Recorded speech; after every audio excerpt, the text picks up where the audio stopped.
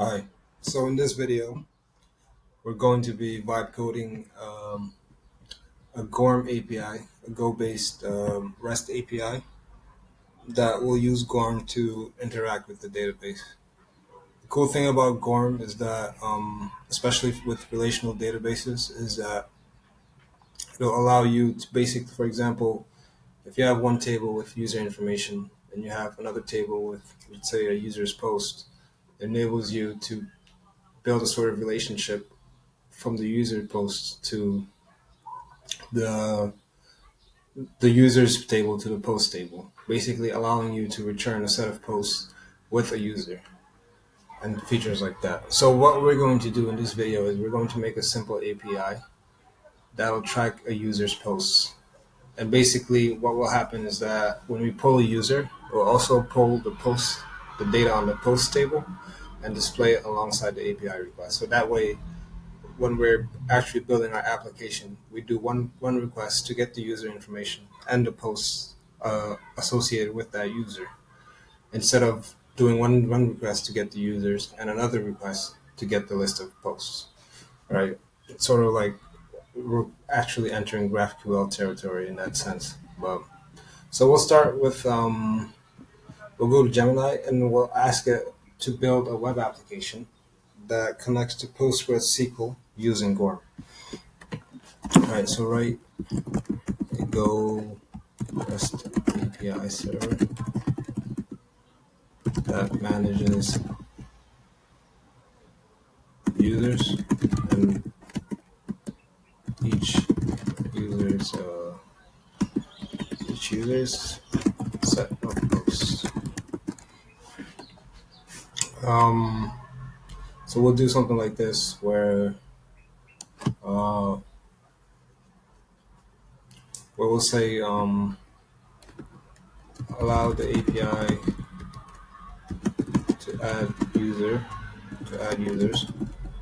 and posts via endpoints. Allow the API to add users and posts via endpoints. A post's user ID should be configurable through the API request and have an endpoint that will list users or a user alongside their respective posts. It also generate a Docker Compose file I can use to create a Postgres database. And so we'll let that keep going. I mean, oh man, it's giving us quite a few files that we have to start creating. Uh, all right. How are we going to do this? So definitely, what I'll do is I think it was mkdir models, mkdir database, mkdir, and I think those three. Yeah. And so we have a main.go file. And we have models user.go models post. What else do we have here? I think we'll just concatenate the handlers into one file and then the database tool to that into one file too. So Dutch handlers.go, Dutch database. And so we have the files created. We'll just simply copy and paste all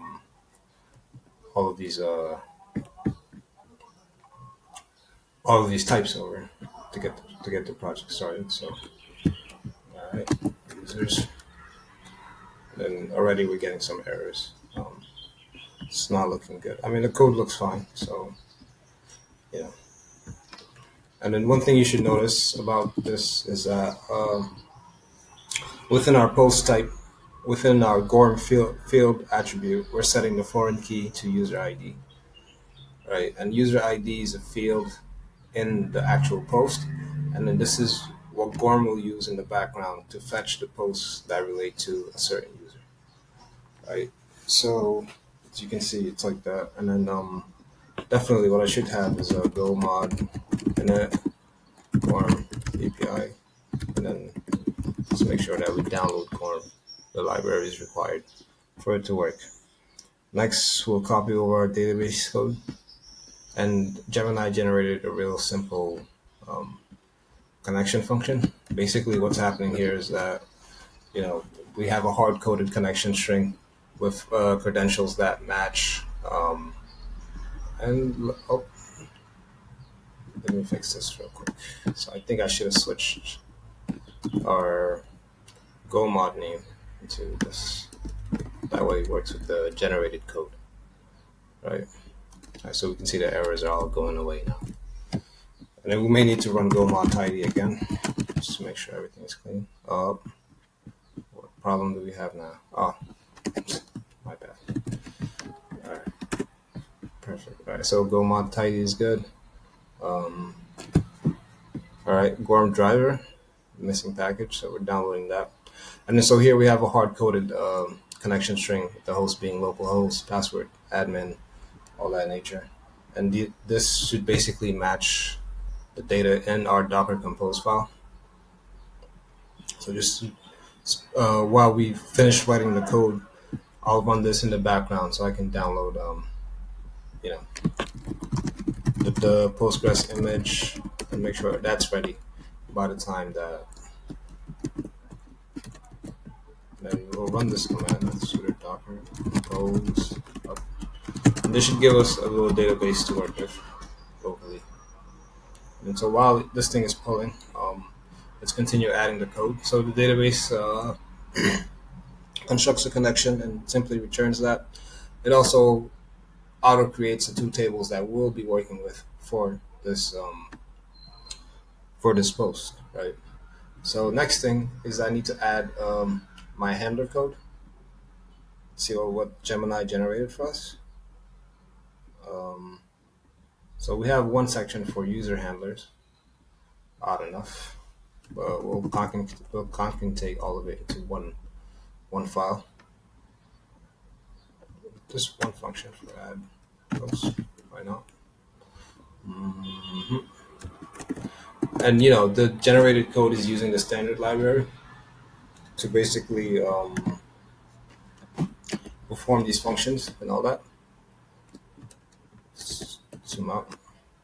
All right, and then the important part of this generated code is that with it, like there's this preload function, and basically, what's going on here?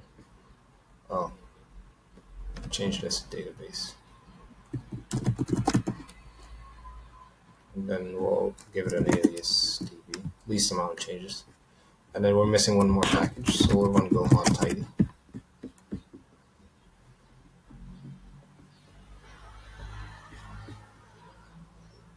And it looks like it decided to use Gorilla multiplexer.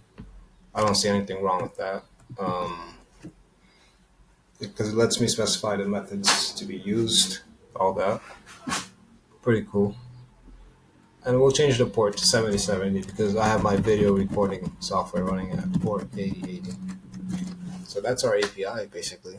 All right, here we have a URL parameter where we get users with posts. You can also add users. All right. Let's just see what else we can do here. Not bad. No. Oh, okay. Let's change this. We don't have a database package.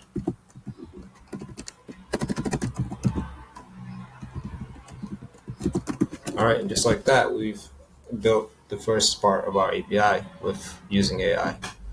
Right. So all this code seems like it's in place. It looks fine.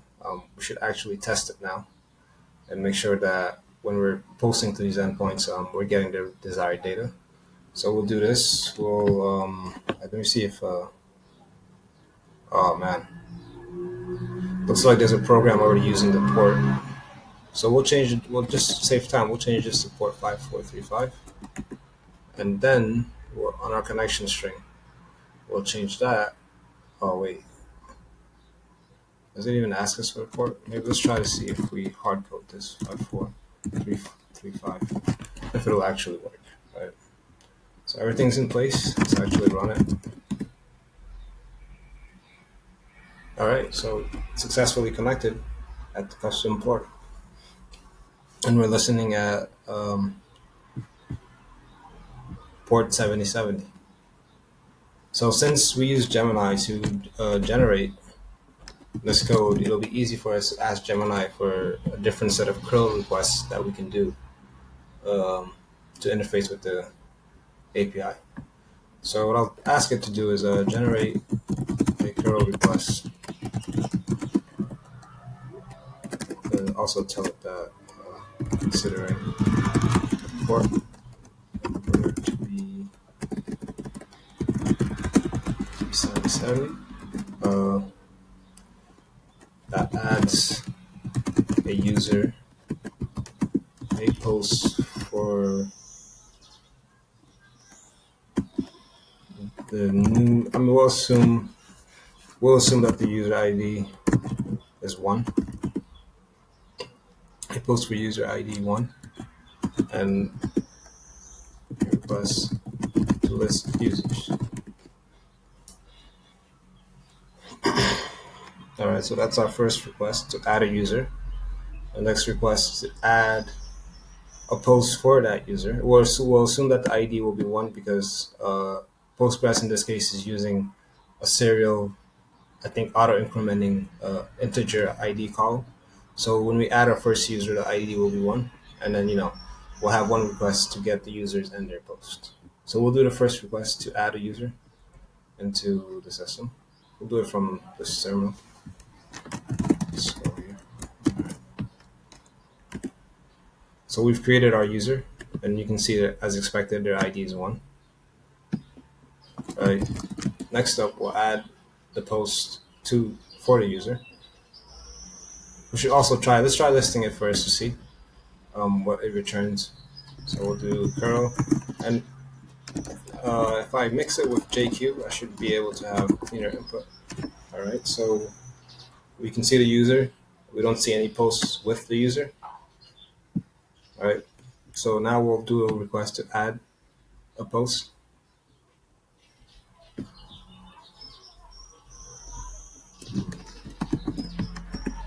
All right, we've added a post. Let's return the ID 1. And then we'll get users again. And unlike the first request, in this request, our post is showing up alongside our data. Right.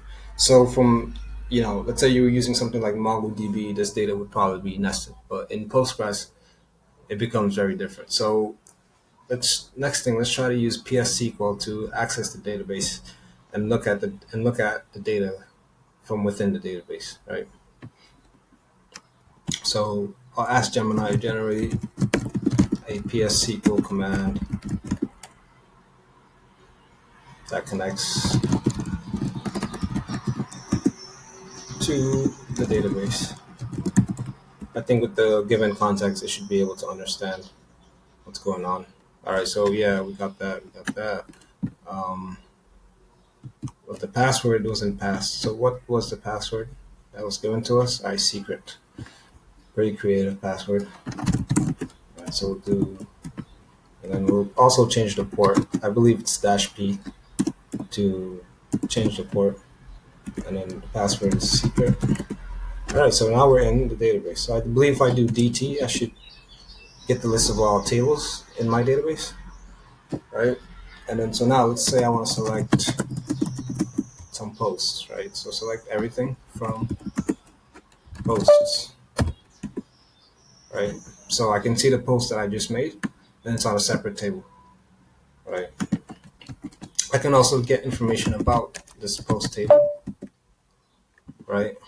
Where here it shows the foreign key constraint, where the user ID is constrained to the ID column of the users. So let's say I try to add a post with a non-existing user ID, it'll fail. And so let me demonstrate that. So we're trying to post, and then we'll, user with an ID 100 doesn't exist. So this will definitely return an error. Oh wait, yes, it returned an error. What about our status code? Doesn't look like we. Ah, so I think Gemini forgot to add some error handling to this. Yeah, forgot to add some error handling to this. So we'll just definitely add that into it. So if error, and we'll do error does not equal no, and we'll basically I'll take this back to Gemini and say complete the error handling section.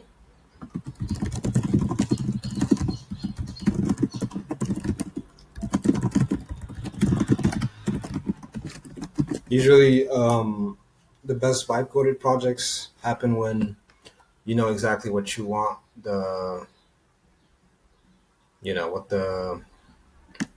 what the problem is basically to so make it as small as possible and then try to feed that to the LLM and it'll give you the snippets that you need to reliably you know write your code.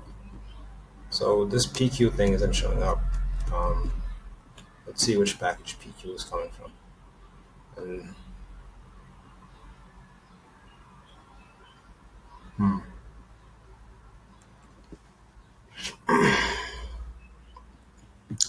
it's weird that PQ wouldn't show up.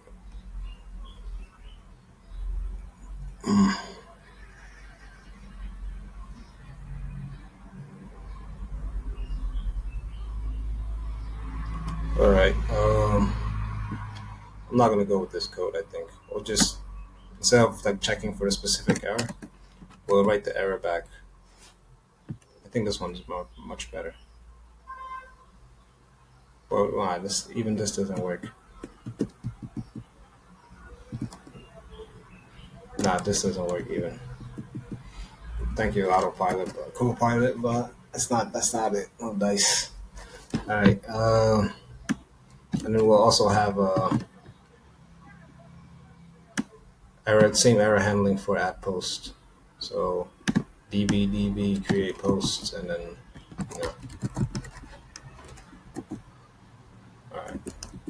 And then so a cool thing about GORM is that because right here uh, we're accessing the database and we're calling the create method and by passing our object, GORM basically uses this to determine the table name to add the data to, right? So in this case, it knows that posts will go into the post table and users, etc., etc. So that's just a little bit of error handling. And one thing I also noticed is that this thing is using a singleton, which isn't too bad. It just makes the code very much harder to test and actually use. So let's see one more thing. Let's see. All right. All right. So we've improved the API a bit. Let's restart it and let's try to add a post with non-existent user ID. Right. I mean, but now we're not displaying the errors, which is another dangerous thing to be doing. Let's just double check and see what's happening. All right. Oh wait. Yeah, JQ. We're not returning JSON. Okay. So failed to create user. Oh, we're using the same error message. Let's create this. All right. All right. Just got a message. Let me see what it is. Yeah, you're right. Actually, I'm glad you don't put wow.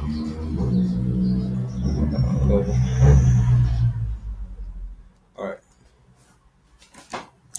So add post, it's using the singleton. Add user is also using a singleton. But as far as the generated API, it looks like it's working fine. Let's add another post for our user and then try to list it again. So we'll do user one, and and then it'll be second post. My second post. All right. So this one was a success. Let's say we try to get all of our users posts. We can see, we have our new post that's posted up there, right? All right. And then another thing too, if you notice, is that GORM is generating this created at and updated at fields because they aren't part of this field list. If you look carefully, however, this GORM model results in um, these fields being added to the ultimate JSON that's generated, right? As well as the ID field. So GORM automates that. You just have to worry about the fields that you need for your data structures, and you would add that. But as far as like tracking update time and ID field management, but using the by embedding the GORM model field, you save a lot of time because you don't have to recreate those fields. And I think that's about it. Looks like our API is working fine. Add post works. Let's try listing one user, one individual user. We haven't tested that endpoint out. So I think users / one. And yes, that endpoint seems to be working as well. So maybe in the next post, my next video, what I'll do is I'll try to also vibe code an interface that goes along with this API. All right. And then, or before that, we'll try to harden this the generated code and prepare it for, you know, the real world by performing different changes to it. But this is just a scaffold of the API, and took us 5 minutes to generate it using Gemini. Thank you for watching, and new video coming soon.